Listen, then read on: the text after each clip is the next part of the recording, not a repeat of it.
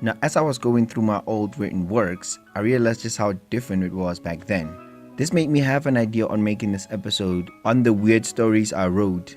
I used to write a lot when I was a kid. Coming to school to relax with my pencil and exam pad. Writing was something I love doing even to this day. So in this episode, we're going to look back at the weird stories that I wrote. The first one that we're going to be looking at in this video is Brave Enough. Now this is a story series that I wrote when I was really young. And it's actually a story that has the most influence even on my current writings and current project. Let's dive into the story. So Brave Enough is the story of this young boy who, let me start at the beginning. It started off with him doing homework at home and his mother shouting in the kitchen. And then he went into the kitchen to check on his mother to see what she was shouting about. And then when she arrived there, she realized she was talking to a person who she basically was owing cash to. Now, witnessing that argument, he thought that the mother was actually wanting money, not owing money. As in, the person on the phone was owing the mother and not the mother owing the person on the cell phone. And then he took the phone and told the person on the phone to pay back the mother, otherwise things are gonna get ugly, and then hanged up immediately. The mother then looked at him angrily, so not realizing what he has done, and after explaining all of that to him, he wanted to research about the guy. Now he looked around the house to try to find any clue on who the person is, and then he came about the clue that the person's name was actually Silent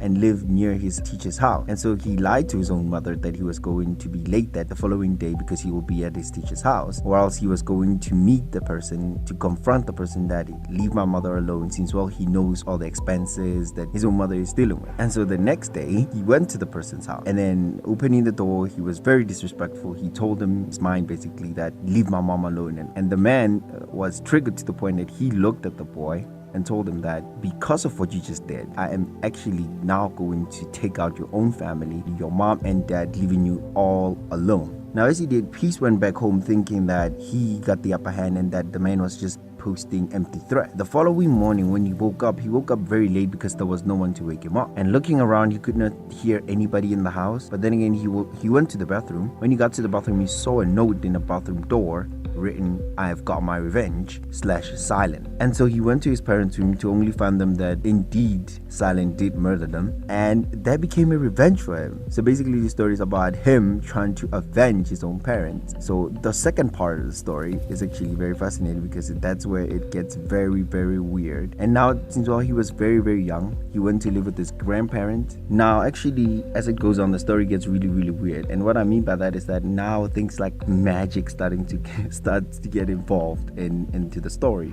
Now as he was living with his own parents, he received a call from Silent telling him that I am not done with you. I did tell you when I leave you, I'm not going to leave you with anything at all, not even 1 cent. And so after that, he went around the house maybe to talk to his grandparents, but not to find them anywhere, only to find a letter on top of the kitchen table that he has his grandparents, and if he doesn't show up, he's going to eliminate them too. And so he runs to the location where he last met him, which is his house, but then again finds nothing. Besides Silent's house is actually a forest. Now in that forest, Peace sees someone, an elderly man, who calls him in, and he goes to that elderly man, and that elderly man tells him that, hey, I'm a mysterious helper. Now this is where the magic happens. He says, if you believe, you're gonna find your grandparents to finally get relieved from this person, and you would finally eliminate him and live happily ever after. And so now he gave him this note that if you just walk deep into the forest, you will find a very dark house. There, just knock and give the person this note,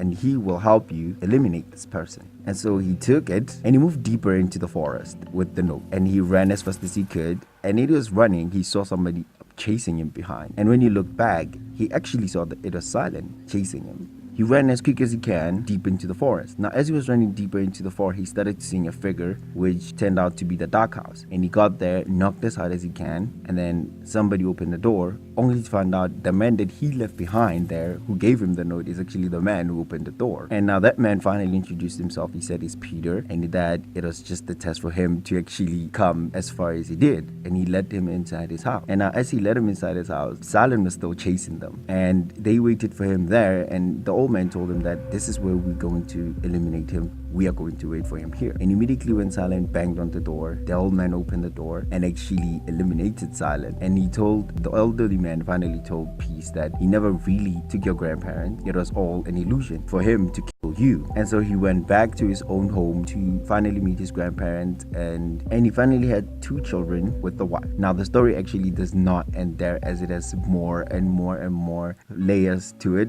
but it's quite fascinating because I actually wrote this when I was really young. The writing was bad, especially the magic, since it was sort of an escape for me to can quickly get to the solutions and not write long paragraphs. But I'll be willing to share more with you. Let me know what you think about it in the comments for me to share more and more parts of the story, because it actually goes all the way to part 4 and I only just shared 2 parts with you. But let me know what you think in the comments below. Don't forget to like, share and subscribe. See you with another episode.